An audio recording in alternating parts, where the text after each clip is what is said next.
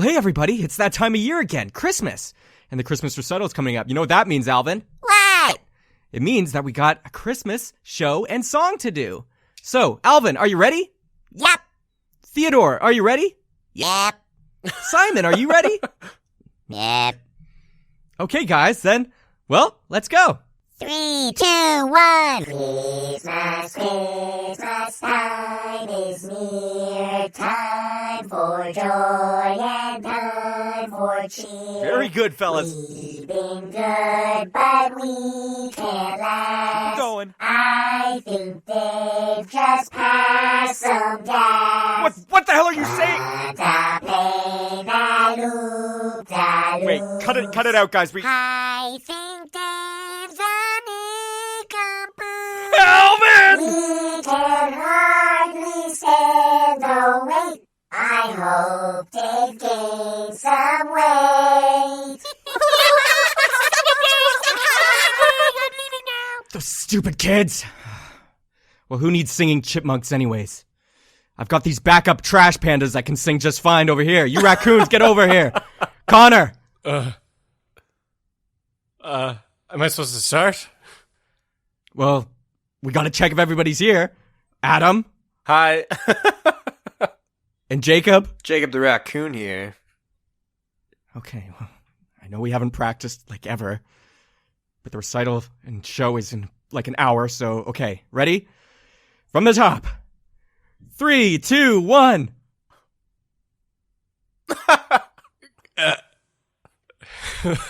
Guys! This is the part! What are we singing? For Christmas. Just the same song! Christmas time is here. Time for joy and time for cheer. I don't remember the next words. Christmas, don't be late. I don't know. You stupid raccoons. Okay, fine. Well, Christmas is canceled. It's over! I'm gonna go listen to a Dungeons & Dragons podcast and forget about my worries. Oh, the headphones go on. What do I hear? Hey, everybody. DM Seth here from Cheaper by the Dungeon. Bringing you a D&D 5th edition podcast with my friends, Connor. Hi. Adam. Hi. And Jacob.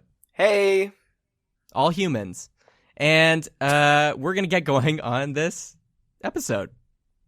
Okay, so recap if you didn't listen to the last one. Basically, the guys went into the cave that they opened 2 episodes ago, and they found it to be a Roronoa reservation, specifically one for a giant snail called Nariman. I love snails. They're the best. I love snails. After figuring out how to get through this weird windy river, they found an island just at the cusp of a waterfall inside the cave. And they went up to the snail, which shell turned out to be a house. And they knocked and they found the Red Bandit from season 1, this mysterious figure who makes 0 sense all the time. They made some decisions with him and some very cryptic choices. And then, through Zippy's gut, they found and named a man, a tall, one-horned tiefling man with this long, drenched hair because he just came out of the river, and this long, soaking beard, and this pea coat and everything just raggedy, homeless-looking, and their name was Karen. They sat down at the table, and they were asked some questions, and they got to know each other a little bit. And then the Red Bandit asked if they would like to speak. They said yes. And then they started to discuss and talk about Gilbert's death. Specifically, this hit a chord with Karen, and it ended with him, where we're going to start right now. Karen has his back to you all. You're still sitting at the table, and his hands are on the shell, just wall of this living room type area, and the shell is shaking. It's like a mini earthquake, and he seems visibly just kind of upset from when he turned around. but the whole room is just shaking. Would you like to do anything? Yeah, I'm gonna hop out of my chair and I'm gonna just kind of scamper up to kind of like on all fours, kind of like retreat mode, up to the door, and I'm just gonna wait by the door, ready to leave if I need to. Okay, you scamper like a little raccoon and go up to the door. Zippy and Darian? Feeling the floor shaking, I'm gonna stand up as well. Because Karen is facing away from us, right? Yes. And I'm gonna, after I stand up, slowly, say, Karen, what's that vibration? Is that you? It stops, and his hands drop to his sides. And he turns around, and he's crying. Not another one of these guys. Not another emotional one. And he just says, I feel like I've woken up from a dream. I feel like, once again, I've been sent help. You are my angels.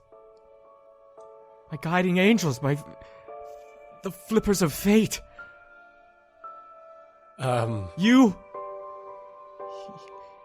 You've shown me my blind spot.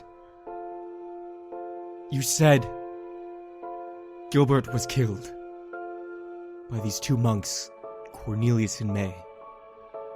Right? Yes, he was. Angel is a lot of pressure, by the way.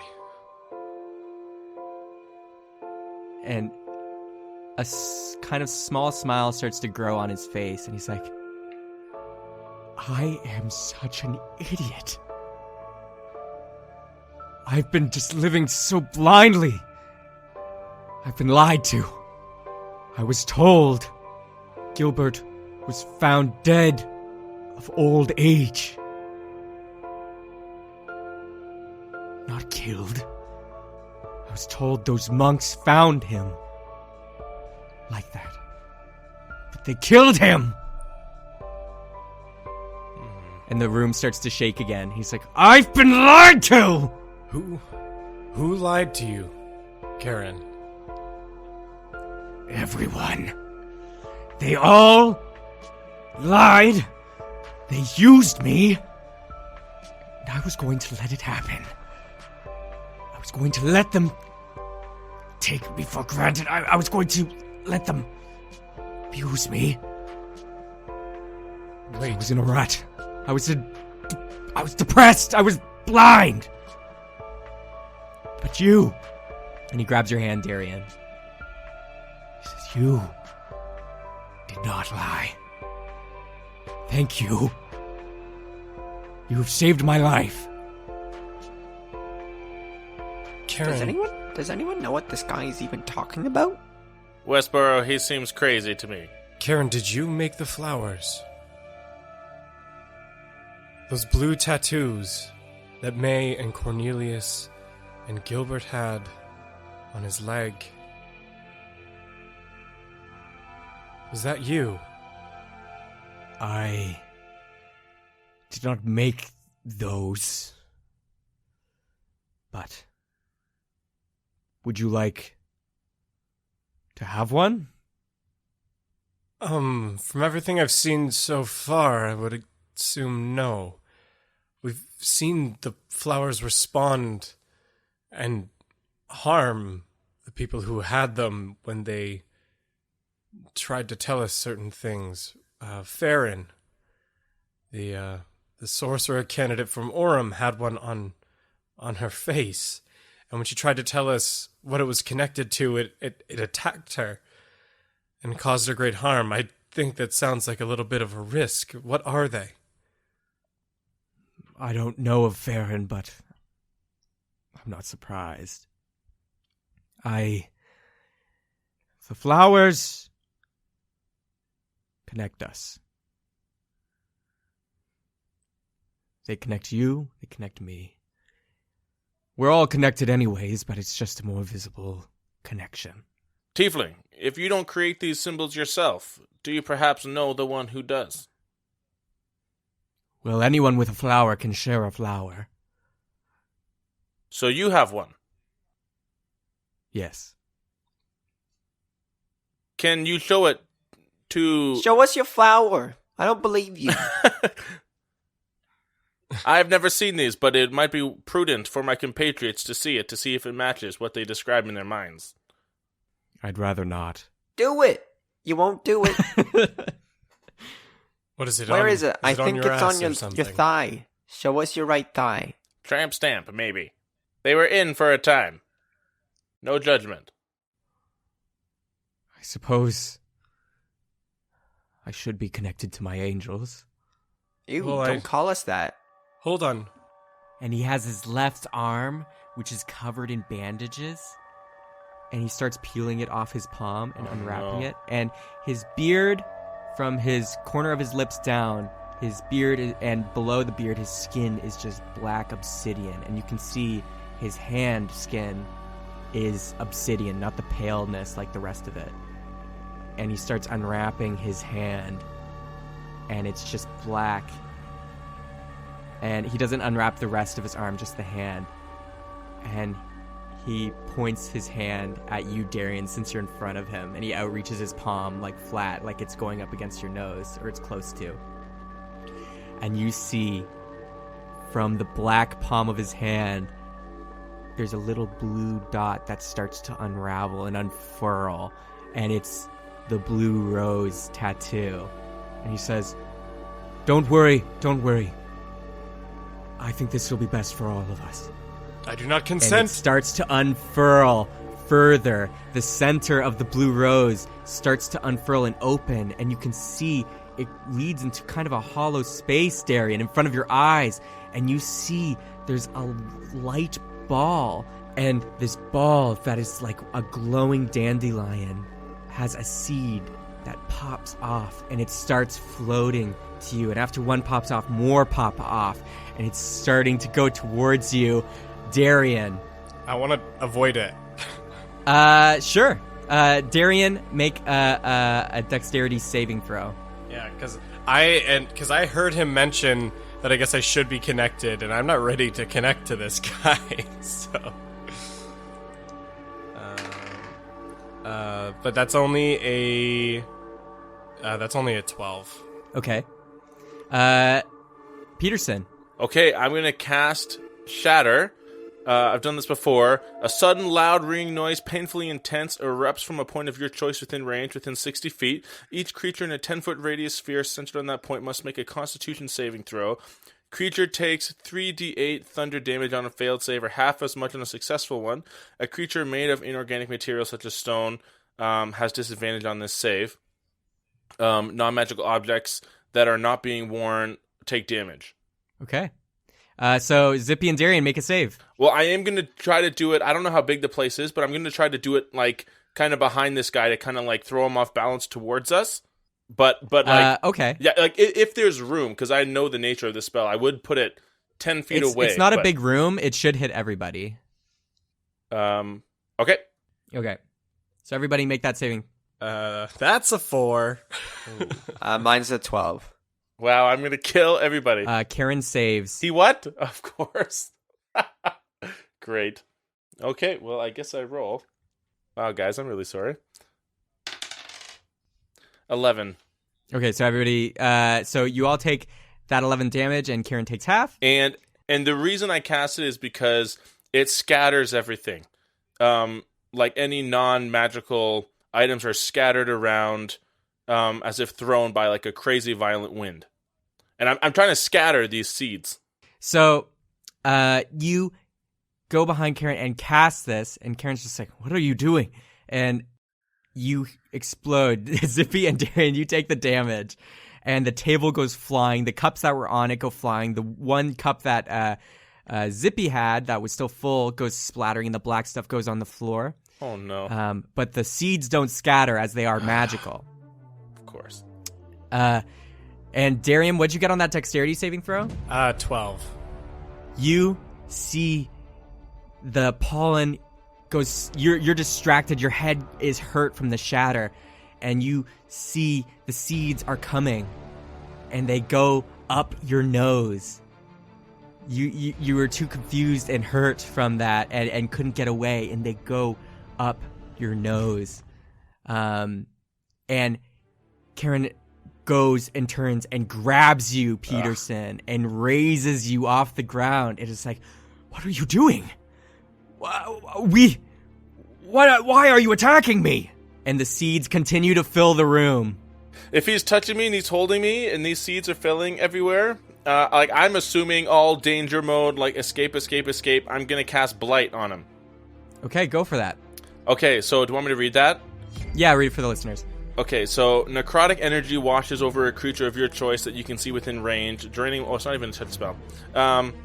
Okay, the target must make a Constitution saving throw, and if they fail, they take 8d8 necrotic damage on a failed save, half as much on a successful one. Has no effect on undead or constructs. If you target a plant, creature, or a magical plant, it makes a saving throw with disadvantage. So I'm assuming he's not a plant, so... Well, you don't know that. It's got flowers on him. As that's happening, Darian's gonna shout out, "Peterson, stop!" I mean, can I stop? Well, you were... I mean, No. I would have shouted it after he did shatter, but if that already happened. But Karen has saved. Well, that's great. That's actually probably for the best. 35. Not very much. So they saved, and they take half that damage. And you can see the necrotic energy goes into their arm, and he just throws you against the wall, Peterson. And he's like, "What the hell?" I'm going to say, it would be unwise to force your way with us. You say that as you fly through the air and crack your skull on the wall. The shell of the snail cracks, and you hear a little scream from the snail outside. You can see through the cracks there is the snail, like more of the snail's innards and things like that inside. You take 9 damage, Peterson. Ooh, okay. Darian's gonna jump up in between the two of them and just yell, "Peterson, stop! Karen, what are these spores? We didn't ask for this. Put it away." You asked for this. You asked about the flowers. We're together. You're my angels. And the spores keep flooding, and they are actually flying towards Peterson specifically. Zippy, you're on the other end of the room from them, closest to the door now. What would you like to do? Is the door unlocked? Yeah. Bye. Just kidding. The door doesn't seem to have a lock on it. Open the Darian, door. should I attack? Like, what are we doing? I don't understand. It's all just a crazy misunderstanding. Open the door. Okay, I'm gonna open the door and just leave it open. And after he does that, if I may, I have my wind fan, and I'm going to whip it out, and I want to cast like gust of wind, using it to try and blow all the spores out of the door. Okay. Well, while you're doing that, Peterson, make a dexterity saving throw. Okay. Modified 20. You see a spore is coming towards you, Peterson, and you're picking yourself up off the ground after being slammed into the wall, and you can see it's starting to go towards your nose. And you, Darian, raise your fan, and you blow it towards the door. Zippy, do you want to get out of the way? Oh, yes! I jumped to the side. you can just jump to the side. You blow, and the spores go swaying out and out the door for the most part. And there's like a trail. It seems like just like, you know how dust reacts in the sunlight and you can kind of see it? It's like a trail like that just out the door from where Karen's standing. And he covers his eyes as the wind just blasts into his face and his hair goes in the wind. And he just says, "What is happening?" Karen, please, just stop. Let us talk about this first. We don't know what's happening. We were talking, and then you started attacking me. Look, it was all a misunderstanding. I'm sorry, but please, cover your hand. Stop these spores. What is happening? Please, just tell us. The spores will connect us. Why don't you understand that? You came here. You're meant to be here. Accept it. This is my story, and you're a part of it now. Look, Karen, everyone's the protagonist in their own story. That doesn't make you any more special. Put it away. I am more special. You just don't know it yet. Well, then tell us first. Persuasion check. But that's still a 15 plus 1, 16. You have a +1 in persuasion. Yeah, I'm not proficient in it, and my charisma's not great. Let's get the record straight that Zippy is a +7 in persuasion, so... You should have done the talking. Damn. I will discuss everything as soon as we're connected. Look, I already breathed some of those in. We're connected. Tell me first before they get brought in too. Well, no. It's all or nothing. And he grabs your shirt. And he's going to just throw you against the back wall. Make a... Or do you want to resist this? I imagine yes.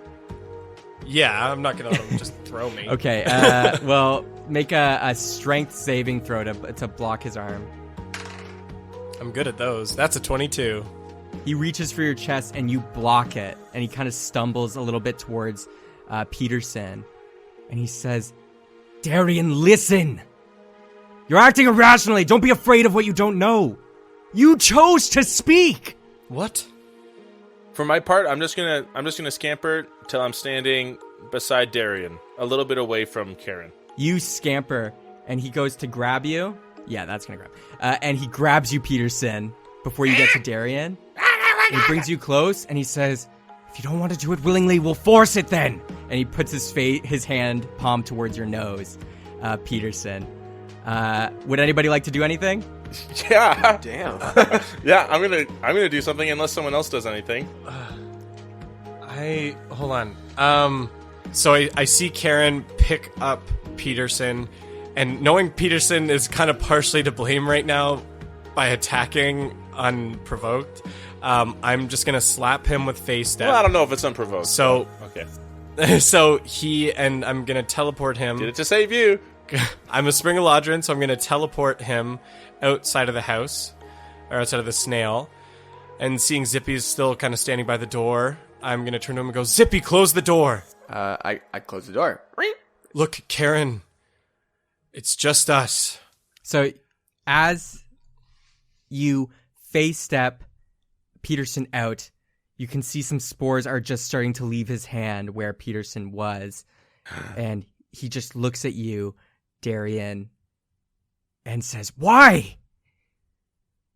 You were with Gilbert, and you start attacking me. You start resisting me. Unprovoked. You asked, I answered. I barely know you, but I know we're connected, so why not make it real?" I'm gonna try and have a very open, calm posture, like non-threatening, and I just want to try and set my hand on his shoulder and say, Karen, I'm sorry what happened, but we're all a little confused by this, and we just want to know. And I'm gonna cast Cure Wounds on him, if he doesn't, freak out or jump away, to try and heal him a little bit. You outstretch your arm to heal Karen, and he throws your hand away and says, "Stop! You're with them. Did you lie to me? Are all of you a part of it?" Karen, I've never lied to you.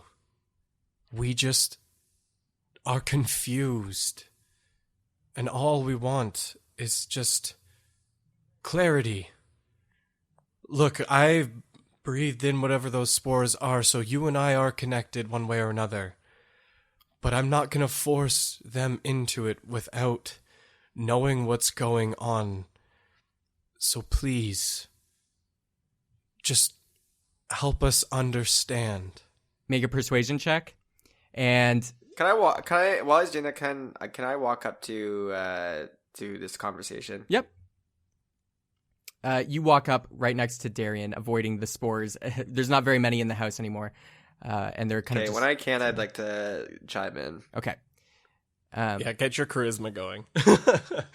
That still worked out to 15 though. 14 plus 1. As you're discussing with Karen, quickly outside, Peterson has popped onto the island, and he actually falls onto one of the white walrus ball things. And they're like, "Woo!" And you bounce off. Peterson, you are falling flat on your face, and you're kind of a little confused. But you can look up, and there's spores. It seems like there's more now somehow, even though you only saw so many go out of the house. But there's more, and you can hear Leslie on the other side of the island where there's less spores. He's just like, Peterson, what's happening? And the spores are falling down towards you, Peterson. And you go to like duck and avoid them, but you notice that on your nose hair from when his hand was against your face, there's one that's like just dangling there, and it goes in. So you've got a spore in you. Back in the house, what'd you get? 15. He says, I'm not going to be used anymore, Darian. Well, okay, hold on right here for a second. Hello? What? Hello, down here. He looks down. Oh. What? Hi. Hello? First of all, you're really gross. Anyone who just puts out like weird pollen things from the hand, that's just like, isn't that like plants like giving out like their sperm in a sense? Like that's really gross. And if that connects you and me, I don't want to be a part of that. It just makes this a little awkward, you understand? Not really. No, well, I mean, neither do I. I mean, if you don't understand what you're doing, and I don't either, then, well, you were going to fill this whole room with all your sperm. That's gross. No, I wasn't. Don't believe him. No, you were. I saw you, just like a little dandelion, putting the little excrement all over the place. Now here you are in this room with this nice table that we set for you, and you just decide to without even asking. It's just really gross. I want you to stop doing this right away. Do you agree? Yes or no? Can I persuade? Can I persuade that? That is a 23. Nice. I guess it's a little gross. But that's not the point. And the table was set, but that goblin flipped it, Peterson. I know. No, look, this guy, he wasn't even a part of when, those ninjas were there, and then Gilbert was there, the monks rather, ninjas, monks, same thing. But he wasn't a part of that. He doesn't know what you and I both know. And you know what you and I both know, right? No. Well, that's why we're here. Sit down. And he holds his head. He's like, It's like I've been shattered all over again. No, sit down. And look, if we want to be connected by the end of this conversation, I'm sure Darian and I would love to oblige, but the goblin, yes, he's a problem. This is honestly, this is gonna look bad on his 3 months probation with us. So, he starts, he starts coughing. He's like, and he says, oh, and his hand, you can see his hand is closing up, and it's just a flower, and the flower like starts fading away until it's just his black hand, and he takes a knee all of a sudden. Oh my. I surround him and kind of embrace him from behind. Are you okay? You go to climb and hug his back and say, get off of me. And he reaches into his pea coat and takes out a little satchel, and he reaches in and he pulls out a grape, a glowing magical grape. And he says, one moment. And he just puts one in. And you can see over his shoulder, Zippy, that the bag is filled with these grapes. And he just pops one in and he starts to chew. Oh my. You forgot to take your daily grape, did you? Grape a day keeps everyone at bay, I suppose. No. That's not what they say at all. You know what they mean. Try again. What? Well, you know, the people who gave you the grapes. What did they tell you when they gave it to you? They don't tell me anything. I need these. Oh, I know, but when they said it would help you, what did they say again? You've told you and I both know. Remember, we have that connection with Gilbert. I'm not gonna say it for you, but you know what they told you. Roll persuasion? This is like a reverse psychology. Or deception? I think it might be a deception. Yeah, roll deception. Oh, nat 20. Yes! Yeah. It's Bruce. plus Yes, 2 for Zippy! deception, so it's 22 if that does anything. They do tell me something.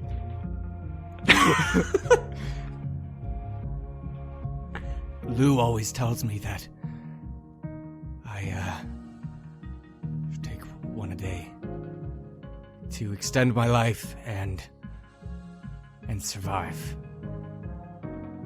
But I'm through with him. And he starts getting angry again.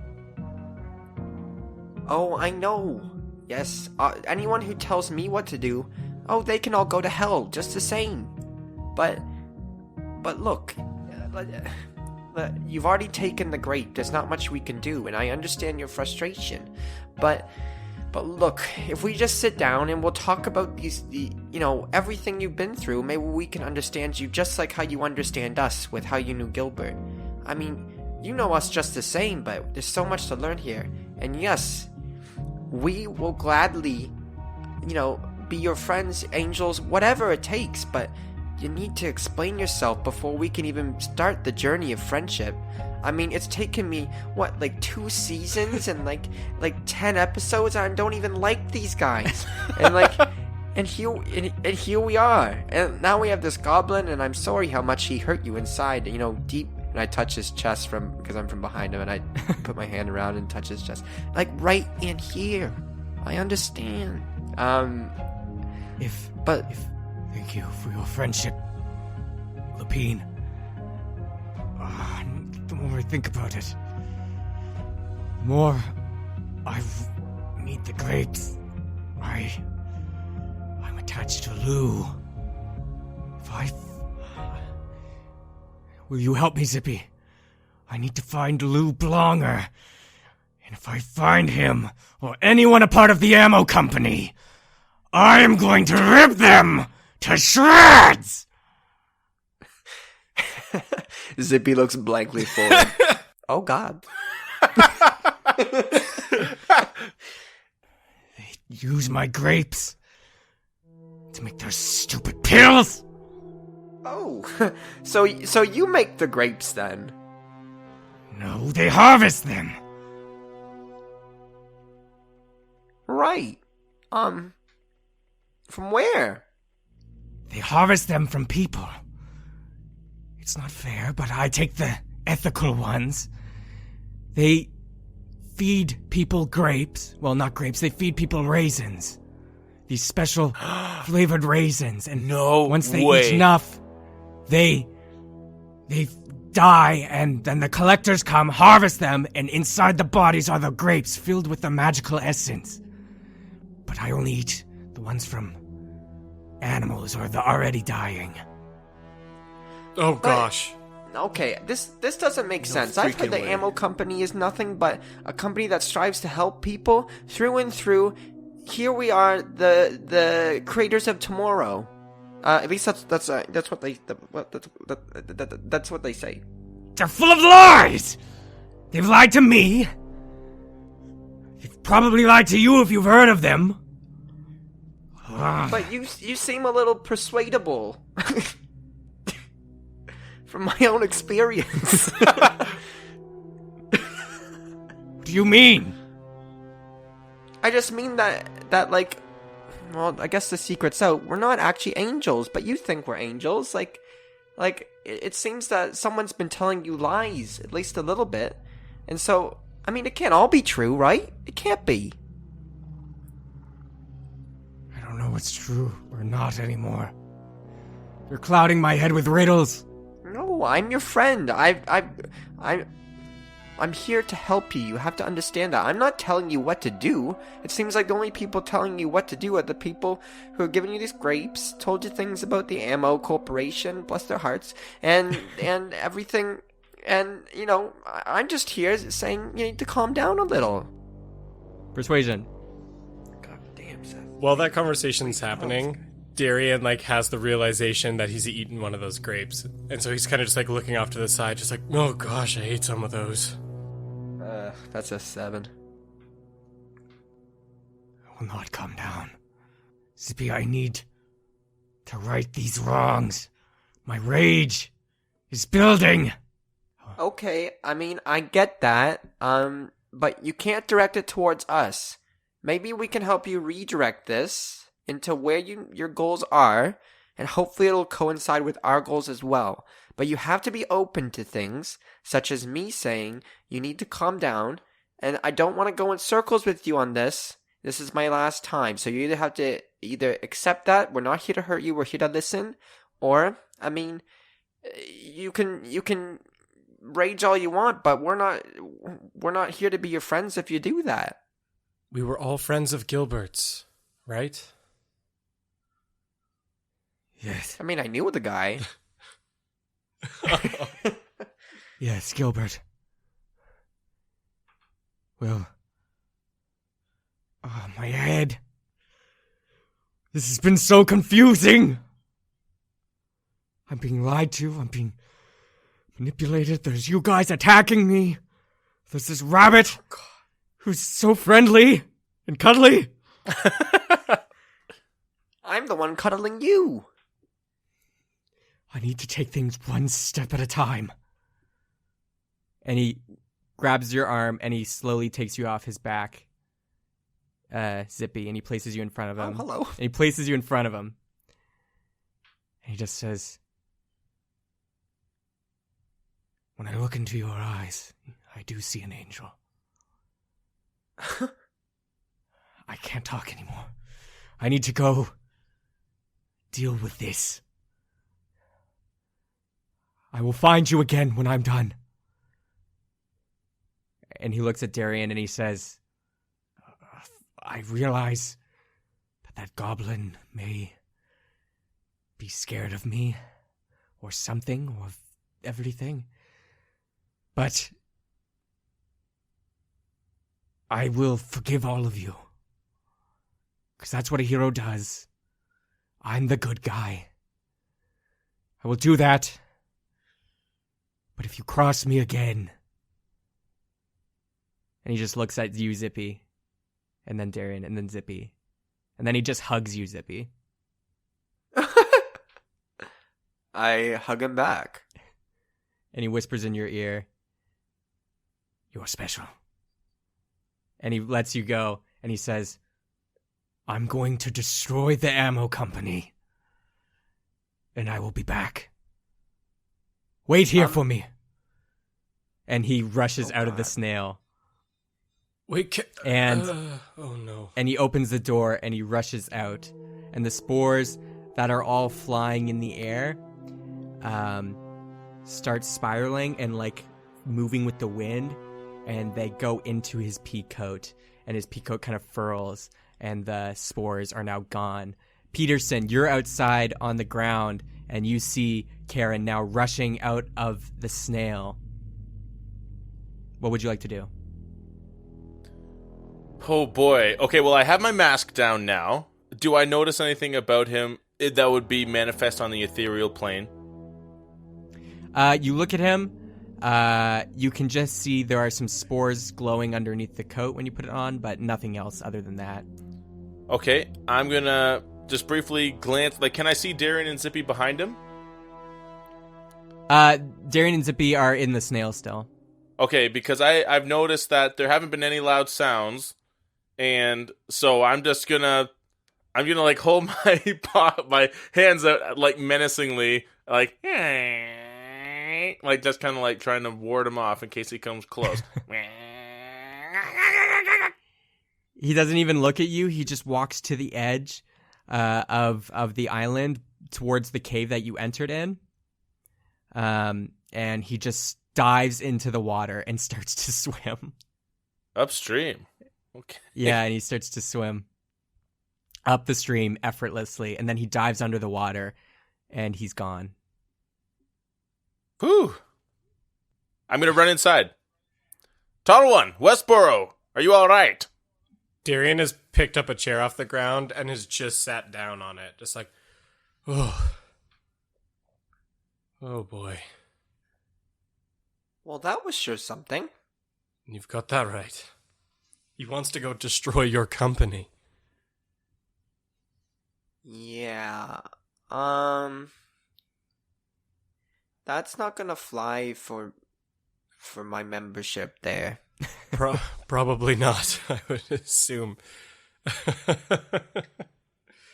Oh. Is it safe to assume that Karen is no longer a threat to us? For the time being, at least. I'm going to pick up a chair too and sit down on it. Leslie comes rushing in and says, "Guys, what the hell was that? Who was that? What is happening?" Honestly, Leslie, don't worry about it. Just worry about your girlfriend. Oh yeah, Lara, I was thinking about it the whole time. That's how I passed the time. Tall one, Westboro, I'm quite curious. What happened while I was outside? And by the way, Tall one, I must say, thank you for your efforts to save me from those spores. Well, please just don't attack first anymore. I hope you understand that everything I did was in the belief that it was in the best interest of this team. I understand that, but it still jeopardized a lot. That could have ended a lot worse. So you're telling me that from the little amount of time you've known us, you know what's best for the team. Is that what you're saying? Oh boy. Certainly not, Westboro. I think that... Do you even know anything about these blue flowers? Do you? Do you know anything about these spores that all of us seem to be wary of? I only did what seemed to protect us from immediate infestation of a foreign parasite. Peterson, let it go. Peterson, let it go. Let it go. Oh boy. I know enough of the blue flowers to know that it could possibly lead us to bringing our friend back from the dead. And then you decide to just screw it all up right when we're about to learn something. Just because you think you're protecting this or that as if we need protection or this or that. It's just... I'm struggling to even... Who do you think you are? As you say, Westboro, I did not pay to agree with you. And I turn to start walking outside. I'll say, I'm ready to leave when you are. I'll just go wait outside. I turn to Darian. What do you think? Darian? Look, I do think the attack was out of line, and it wasn't his place to do so. But I don't doubt that he had our best interest in mind. I just think he was a little misguided with his execution. How does he even know about the blue flower? I don't think we've even ever told him anything about that. No, he doesn't. I think he was just trying to help. He picked up that we clearly knew something about it, and he was just trying to help it along. That's all. Well, I don't know if I believe that, Darian. He's acting on his own self-interest. Can't you see that? The poor guy was freaking scared out of something that, we've talked about with the blue flowers, where he doesn't know the significance of it. I don't think the two are mutually exclusive. If he might have been scared, sure, but he might have also been worried for us as well. I don't think it has to be one or the other in this case. Darian, there's you can't keep covering this guy's ass. No, I agree. It's just it's a liability. I'm frustrated, Darian. I'm really upset, Darian. I know, Zip. Look, we just made the deal. He's going to help us here, and we're dropping him off at the Grand Treasure, the second Grand Treasure. We want to stop by there anyway, so we're a man down right now, so let's get through this mountain. Let's get to that treasure, and hopefully by that time, Norman woke up, and we can all part ways amicably. Oh, Darian, nothing's ever as easy as you make it sound. I know, but sometimes I like to be optimistic. I know, yet I continue to say BS all the time. Look, if I allow myself to slip into the darkness, there's no way out of it, okay? Okay. Well, I'm ready to go. All right, come on. I think that's a lot for one day. And we still are in the middle of a mountain. With a Yeti outside. Goodness, I completely forgot about that. You leave the snail, and Leslie's with you guys, and he just says, "Hey guys, so we all ready to go now?" Can I just say that I would have, tried to talk to the snail with that manta ray on my hand, and just to keep it super brief, just unless we want to role play it, but just to keep it brief, I would have said, "I'm really sorry," and I would have cast a cure wounds on it.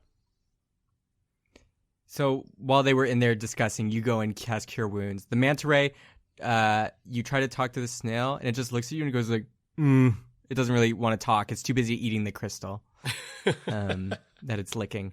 But you cast Cure Wounds, and it seems to appreciate it. So Is everybody ready to get going? Yep. I'll just make okay. one last comment to Peterson on the side and say, "Look, Peterson, I understand what you did back there, but unless we make a call, don't attack first, please." Understand, Tall One. When we first met, our first few encounters, I tried to go off your lead, and I made an error in judgment on that part, and I will do better in the future. That's all I ask. Okay, so guys, I actually don't think we need to leave through the way we came. While you guys were in there doing whatever the hell that was, I don't know, but I found something over here. Check it out.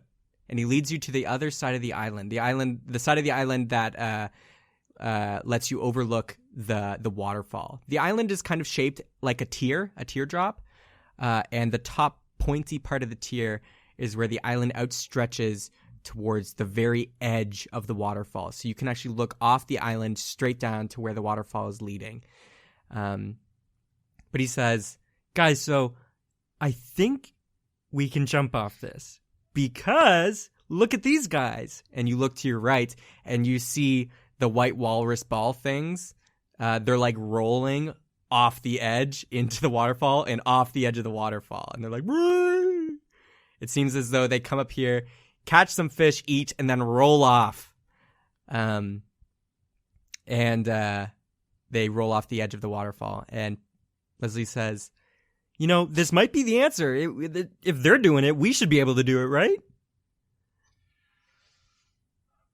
Honestly, maybe. It's been a pretty wild day. Who wants to go first? Peterson, you can make up for it. Have fun. Cannonball! you go over the edge of the waterfall. Can I roll to see how good my form is? Performance check.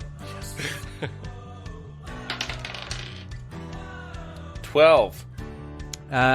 It's okay form. It's not going to win you any medals. You guys look over the edge and you see, like, the you can't see the bottom of where the waterfall is actually, like, pooling, if at all. You just see there's lots of mist coming up. So you just see Peterson descend into the mist alongside other, like, walrus balls that are also, like, laughing and smiling as they're falling into the abyss. I mount up on Tea Leaf and go, "Well, you ready to go, Zip?" Yeah, okay, I'm ready to go. I'll miss this place, though. I'm sure we can come back. Let's go! And I gallop off on the back of Tea Leaf. Oh, I love this! I love danger! Whoa!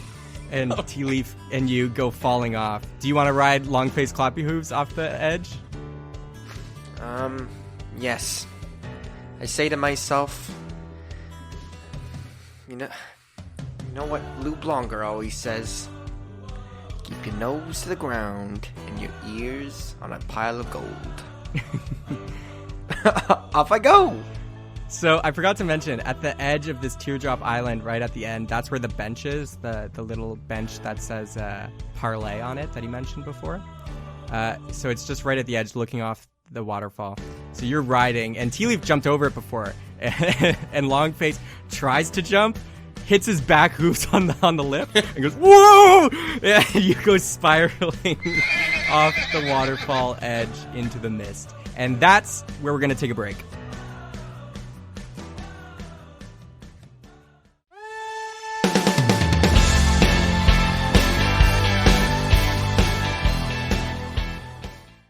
Hey everybody, Mid-Roll Man Seth here, just with a few announcements real quick.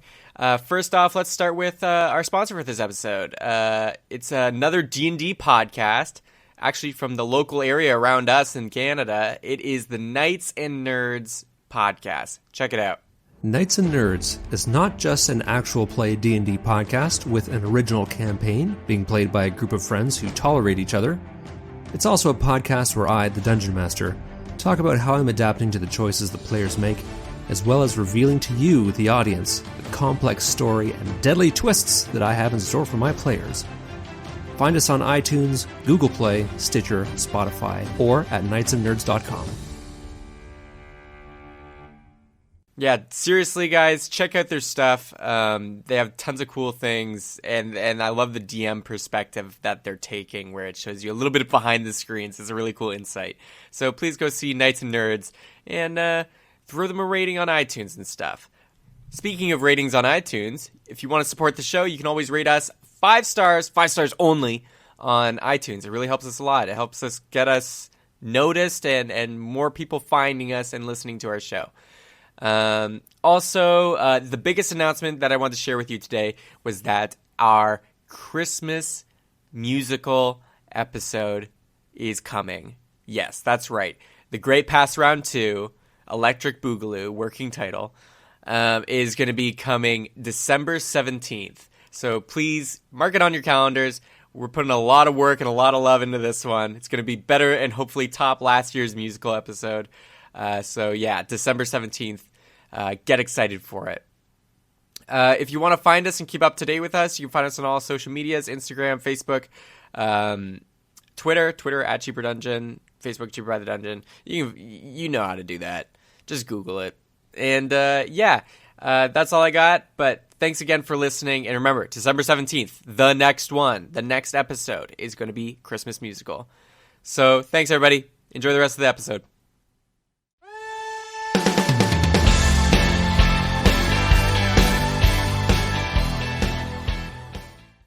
And we're back. So, you guys fell into the mist, and you're falling and falling. And then all of a sudden, you guys see a light beneath you. It's like daylight, and it's getting closer and closer.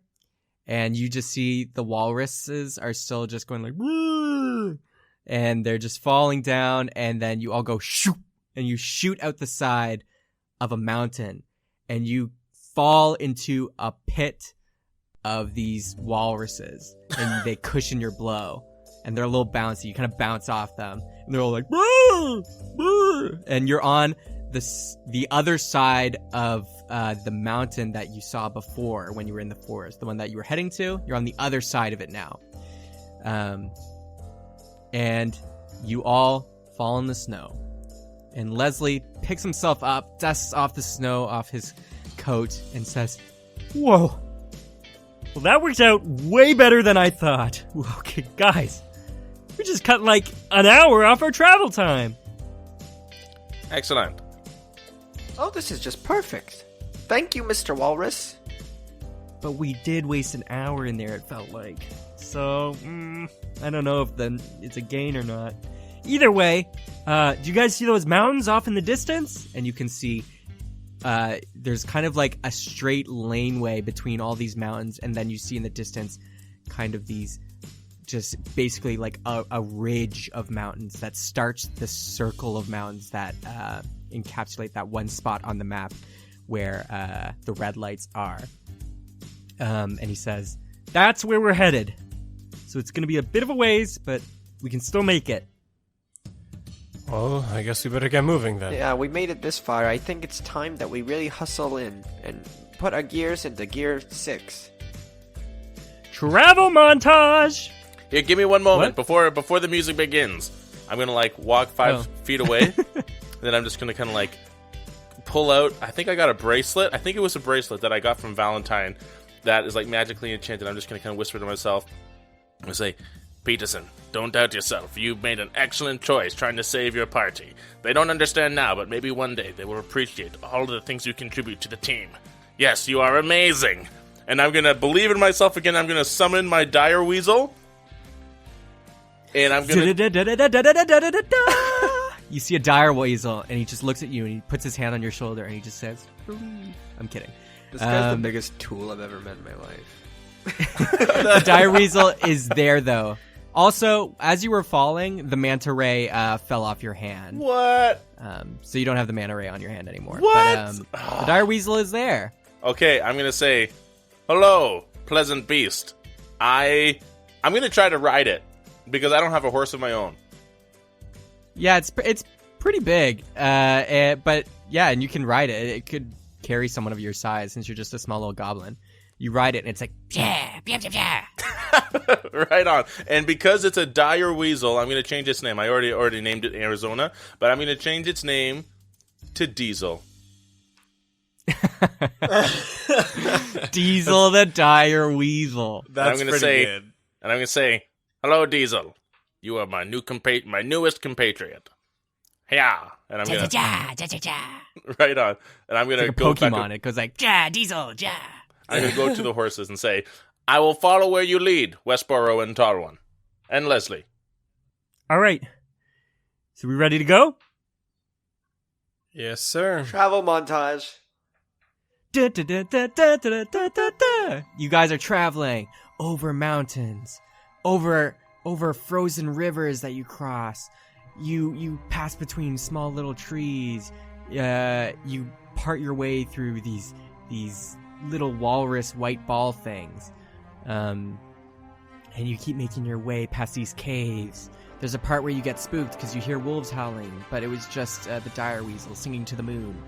And you guys just keep going, and you get to the base of the mountains where the ridge, after you get over that ridge, you'll see into the area where the red lights are. Also, you see that near the top of this mountain is where it's pretty much a constant blizzard. As you've gotten closer and closer, the snow has gotten heavier and heavier, but up there it seems like just like pure, it's like a circular tornado storm. So you can't see past the top of you can't even see the tops of these like mountain ridges because they're just engulfed in this blizzarding storm. And Leslie says, Okay, well, no guides or people have really gone there and gone through that and come back. But I know Lara would, or at least, well, she didn't come back, but I could bring her back, right? Yeah, I think Where's so. my weasel when I believe in myself? I'm really glad I got this really thick parka. Oh. Okay, well, step by step, let's climb this mountain. We're moving forward. Ready? 1, 2. Okay, it gets steeper really quickly. Okay, we're gonna need to climb this thing. How are we gonna climb this? you can see it's not like a vertical ascent. It's just like you'll need some climbing gear because it's on an angle. Let's And bust you out the were climbing provided gear. some. Yeah, you were provided some. Hey, nice. There's some like studded shoes, some some kind of grappling hooks and rope, and these little studs that you can pierce into the mountainside to help climb. You also have these ice picks. The horses are gonna have to do whatever you want them to do. They can stay here. They can climb.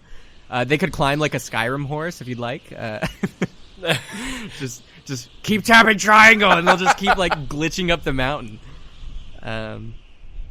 But that's up for you guys to figure out. So what would you like to do? So we got the horses winterized, so I'm sure they've got some kind of like blankets or something.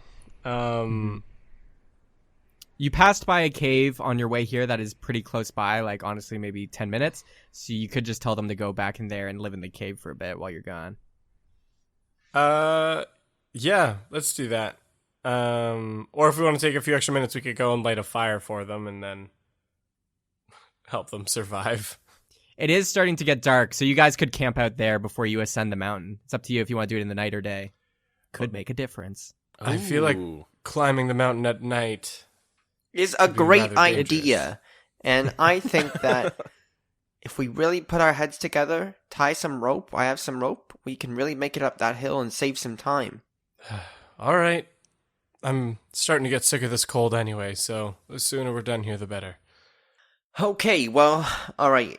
Darian, you said earlier last episode you had some rope, and then I also have some rope in my backpack, and also You have all the climbing gear. also a strong will as well.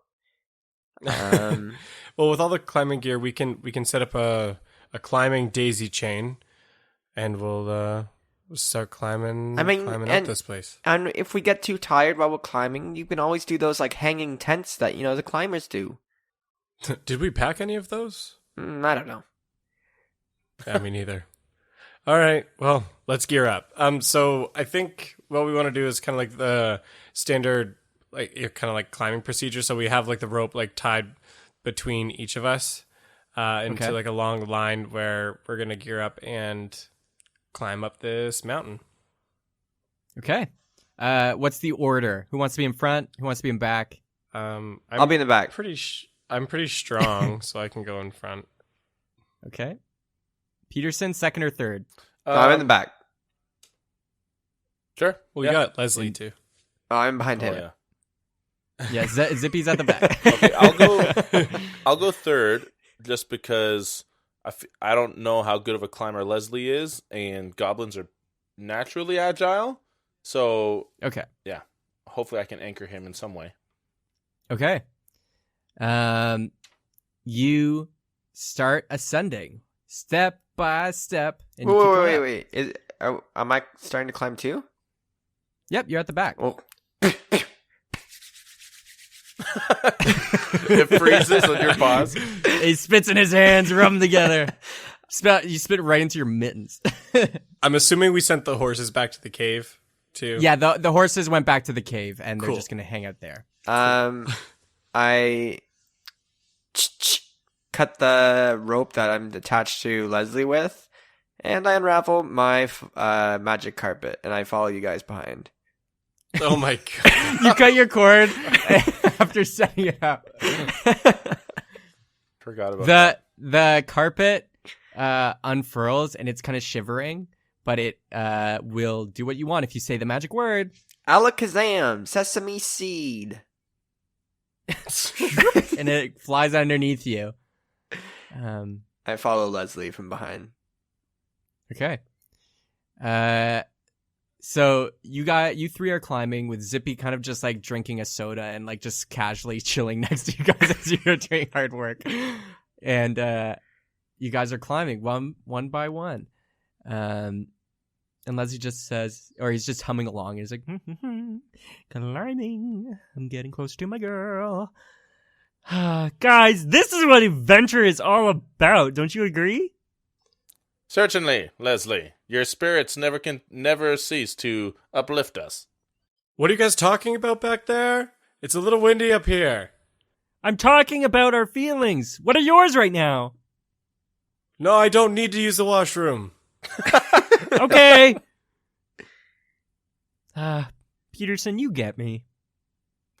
Well, I just appreciate an uplifting spirit, Leslie. I'm going to cast, while I'm on the carpet, Flaming Sphere to kind of keep us warm while we're flying. Oh, While I'm okay. flying, while you guys are climbing. What's the radius on that, like for heat and stuff? The range is like 60 just... feet. Okay. I can move the sphere up to 30 feet. I'll just say you can like hold on to it. That makes sense. Okay. So you just have this flaming sphere that you kind of have next to you that's kind of going with you guys. And keeping you a little warm. And Leslie's like, Oh, yeah. Who would have thought I'd get a tan on this adventure? Jeez. This is some of the best times of my life. I'm living the dream. I'm finding my girl. And, man, I'm doing it with my best friends in the whole world. Guys, isn't this great? Leslie, You don't get to do this every day. You don't get to adventure every day. Well, hopefully this is just one of many adventures you have, Leslie. And hopefully from here on out, they'll be with Laura. What are you going to say to her when you see her again? Oh, jeez. I haven't even thought of that. Jeez, I don't know. Will you marry me, maybe? Is that a good opening line? Zippy laughs from behind. I don't know if that's recommended after a long-distance relationship. Yeah. Should call her parents first, too, for permission. I don't even know if she has parents. Isn't that weird? It sounds like you don't know very much about her at all. You might want to get reacquainted with her first. I know her enough. We've had a history. As you say. Yeah. What kind of history? Oh, you want to know about me and Lara? Well, I mean, there's nothing better to do while we're climbing this wall here. I'm feeling a lot of dead weight back there. Oh, that's amazing. well, yeah. Leslie starts just he lets go of the mountain and he's just kind of like getting dragged up by Darian. And Leslie says, Lara and me? Want to know about that? Well, how do I put this? We're kind of just a classic love story. Let me tell you about it. So first there's me, a popular guy, slicks back hair and heartthrob eyes. If my body were a dictionary, everyone would know how to read. And then there's her, a timid girl with slimy scales and teeth that curl.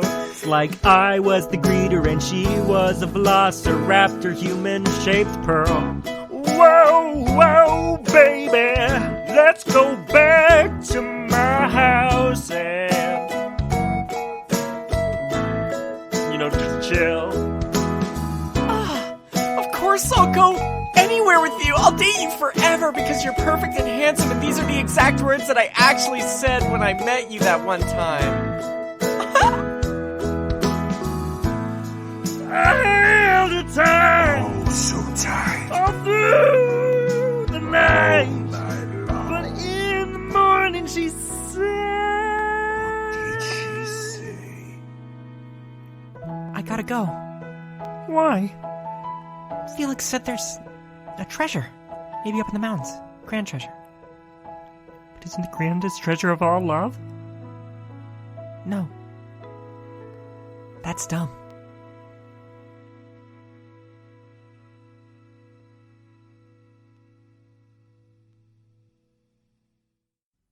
Wow, Leslie, that was Yeah. amazing. You clearly are talented. You are destined for greatness. You rival the vocal perfections of even Normandy, the greatest treasure hunter of them all.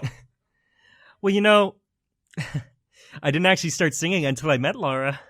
She just awoke something within me. That was the best day of my life when I met her. And then, everything. I don't kiss and tell. I maybe wouldn't lead with the song. I mean, how many times have you guys actually hung out? Oh, just that one time in the song that I mentioned. Yeah. But if you listen to the lyrics, it was real. And my impression of her was great. Definitely. Wait a minute. Did you say velociraptor-shaped girl? Yeah, she's like a dragonborn. Oh, okay, yeah, that makes sense.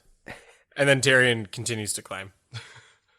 Oh, I thought it was velociraptor-shaped pearl. Like she's like a. Yeah, well, okay, let me break down my lyrics. Wait, what is that YouTube video where they explain the songs? Genius. Genius. Okay, here's my genius review. Okay, I said I was the greeter, and she was a velociraptor human-shaped pearl, like a dragonborn-shaped treasure, because... Anyways, I like making music that means something. That is my genius review. I mean, good effort for sure. We can only hope she sees beyond any of the possible, weirdness that presenting someone with that song may feel. I'm not going to sing that exact one. Why would I sing her the song of our origin story? Right. I have a different song to sing. It goes bum bum ba dum bum bum ba dum bum bum ba da. Leslie, you're moving things quite quickly, even from a goblin standards. What are goblin standards? Well, on average, we only live 35. Teach me your ways. On average, we only live 35 years, so we tend to hasten or expedite these processes. But even proposing after half a date, I think Westboro is right. You may want to hesitate and just take her out for lunch. Okay, well, why should I take relationship advice from you guys? Have you even been married twice yet, or what? What's your relationship histories? Coming from the only man who's in a relationship here, just go for it. You're in a... Darian, are you in a relationship? Well, yeah, I feel like I've mentioned that before. Oh, not to me. Leslie climbs up really quick to get closer to you, and he's like, tell me everything. I do too. Well, I'm not very good at talking about these kind of things. What do you want to know? Anything, your origin story, just like mine. Do you have a song? No, I don't tend to. More of a spoken word kind of guy, eh? Sure. Yeah, music's kind of new to me in that way. I'm more of an instrumental, not really a vocalist, but I'm dabbling. Whatever. Well, we can talk about that later. How did you meet her? We grew up together in the Feywild. She's an Eladrin as well from the Fall Court. The Fall Court isn't really a thing anymore after the war, but we grew up in the same city, my home city of Holven, and we were just really close and really close group of friends. And it's kind of like one of those relationships where there wasn't this dramatic profession of love or relationship. It just kind of was and is, and we both know it, and we're both in it, and yeah. So what I'm hearing is you have not had the talk about defining your relationship. DTR. You know that people make that phrase of like just when you know, like you know. I've never heard that. Okay. Maybe that's just me. Boring. I once tickled my tail with a girl named Hibippy, and she was the best. she was the best. My tail. I've been with a couple of I've only been with the Westboro type people, but they isn't that incest? They know their way around. Well, there's a lot of bunnies. It's like it's like humans, where we're all kind of from a single source, if you believe that type of thing. But like, isn't that the same with rabbits? Just like 10 times faster with how much procreation happens. So not really. Anyways, I'm getting ahead of myself. Fair point. Yeah, she was the best one I ever had. Yeah. Well, wow. That's what about great. You, Peterson? I don't like to talk about my tribe. But there was one. Her name was but in common tongue it was Alexis. But she was so kind. Unusually kind for our species. I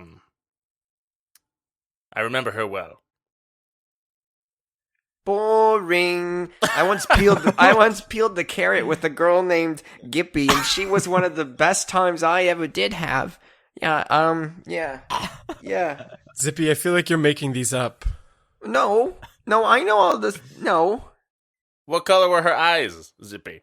brown, What color was her fur? brown, And how about the one before that? blue. Blue fur. Blue fur? No, blue eyes. Remember, it tickled the tail. Now I peeled the carrot with this other girl. You'll learn these terms soon enough. You're not quite. That's a pretty you're not quite- gross image if I'm not if quite I'm being there completely yet. honest. Hold on, I'm curious. Darian, what was your woman's name? Lily. Lily. Yeah. That's a pretty name. Well, look, my arms are getting tired from all this dead weight, so I think I'm probably just gonna keep climbing now. What are you talking about? I've been climbing this entire time. You're the one just hanging there. No, sorry, it's Leslie. Leslie let go of the rock wall about 5 minutes ago, and I'm starting It's to wear true. my I'm arms. just a little tired. I'll take the next shift, Darian. Sure you will. Hey, Zippy. Hey, Hey, I also tie. Would you mind giving me a brief ride on your magic carpet with you? I also have something I'd like to discuss with you in private. sorry, this thing can only hold so much weight, and it's kind of like a, imagine Westboro, I only weigh imagine like if we 30 were on pounds. a big boat just on its maiden voyage, and then the boat like hit something, and so many people died, and like there was like this one piece of material only one person could fit on. And like you were there and we're friends, we did our thing like back in the car, whatever. And Unpeel the carrot. but I had to let you go when you have to climb the rock wall, is what I'm saying. All right. There's no room. There's clearly room. She could have fit on the door. She We all know it. Anyways, I guess I I'm keep open to climbing down talk there. if you want. I'm a little tired, but whatever. I'll talk with you later, Westboro. All right, I'm here, big ears and all. Are you gonna take a nap, Zippy, or are you just gonna? No, I'm just a little tired, DM. Okay. You guys keep climbing, and it gets colder and colder. Zippy, I imagine you kind of fly closer to the group so or maybe you don't, because you can decide to keep them warm or just yourself. Well, whether they knew it or not, I realized too late that spell only lasted a minute, so.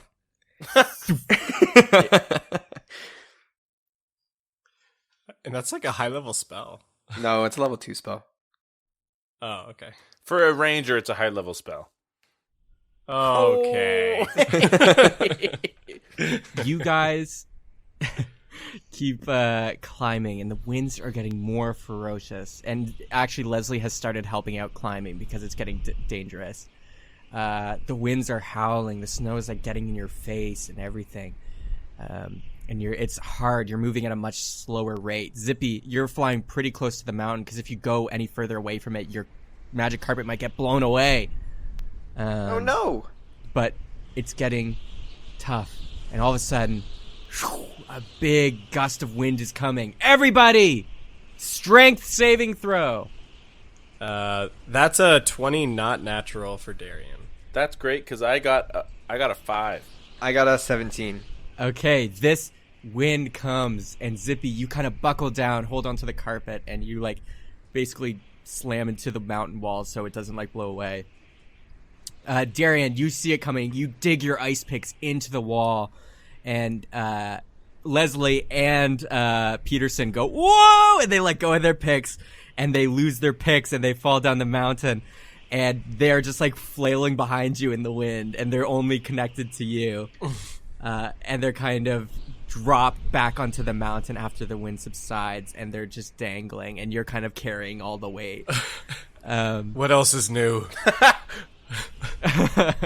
Tell me about it. Please make an athletics check as you continue to climb. Zippy, you make also an athletics check. We all make athletics, or just those two?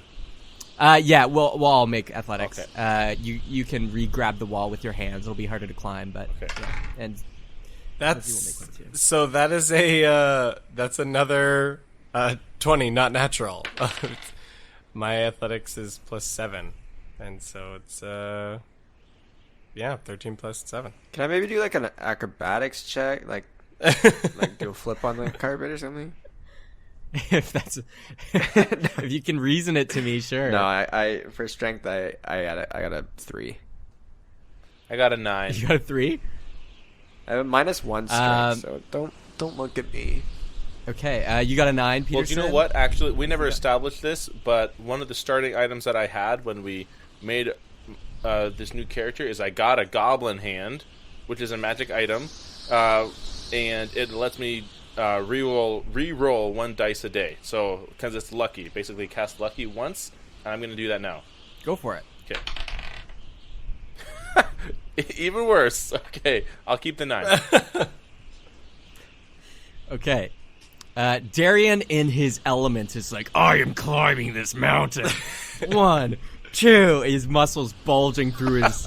You can see the seams on his parka are starting to split a little bit because he's flexing so hard. I just bought this coat. And Peterson and Leslie are kind of dead weight. Zippy, you try to slowly climb with the carpet, but the winds are too strong and it's getting too cold, and the carpet goes flying underneath your feet. It gets underneath you, but you grab it and you're holding it, and it's kind of like dangling in the wind like a napkin. But you're holding onto the mountain now without the carpet. So you haven't lost your carpet. So congratulations. I'll hold on to you.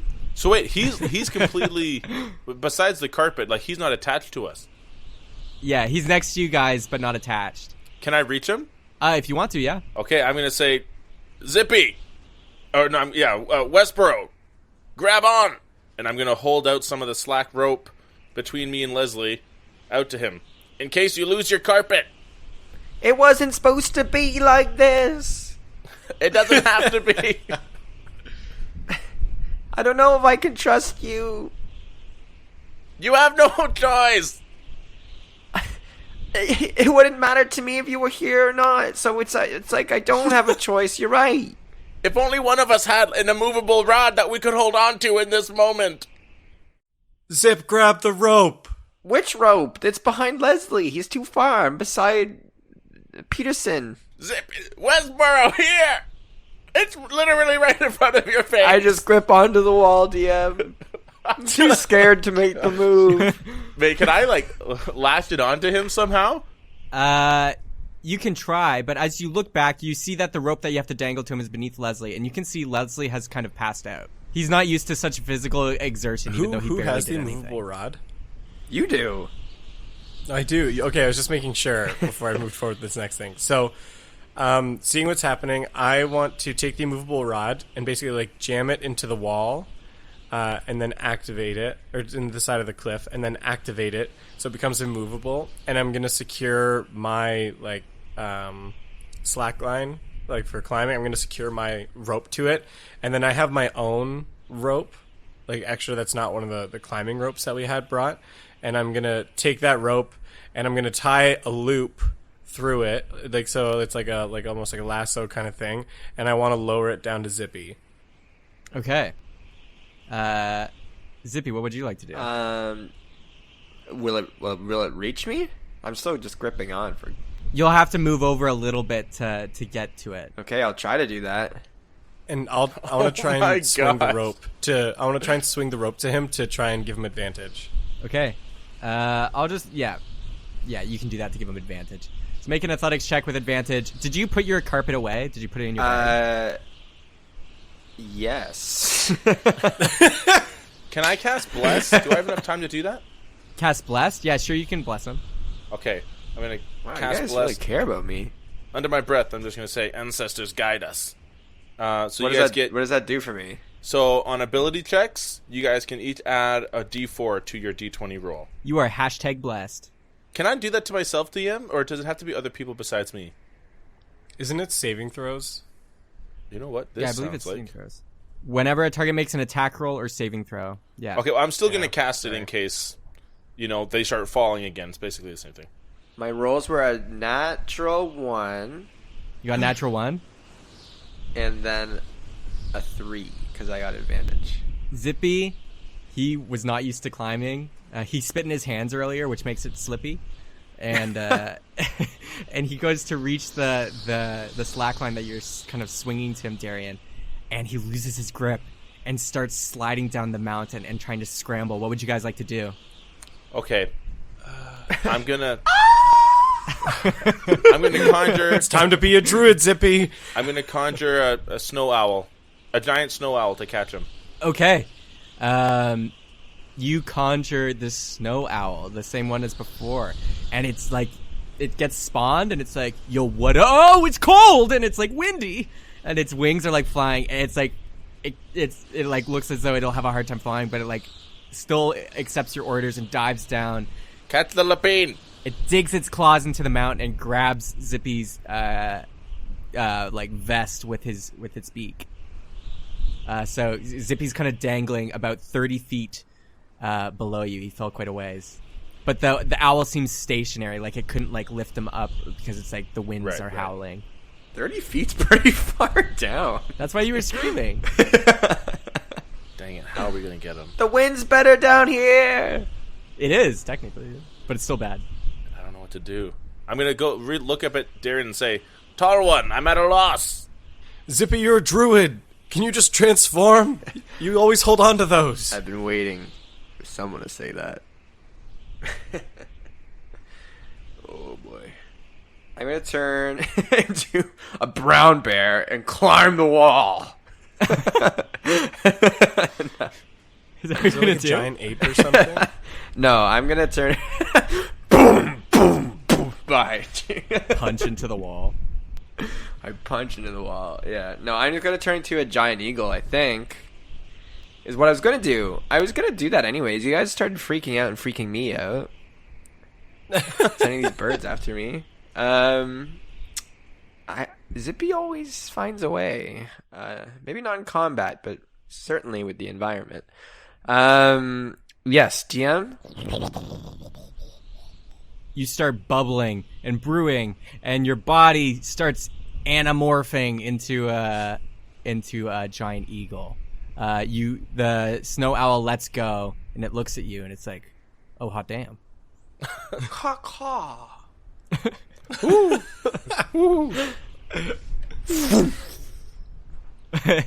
You go to fly? All the way up. You go to fly, you're like, caca, and then you fly up. Make an acrobatics check with your giant eagle stats. So my stats are the same, so my acrobatics is +3. Oh god. I got a 5.